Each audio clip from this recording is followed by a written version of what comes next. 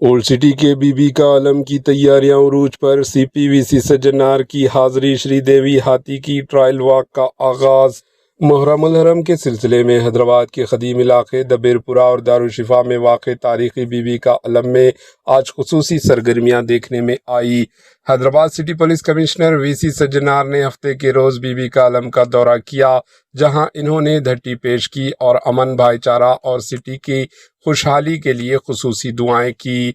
इस मौके पर इन्होंने एमएलसी मिर्ज़ा और रियाजुल हसन आफंदी के हमरा बीबी का आलम के जुलूस की मरकजी कशिश समझी जाने वाली श्रीदेवी हाथी की ट्रायल वॉक का भी इफ्तिताह किया।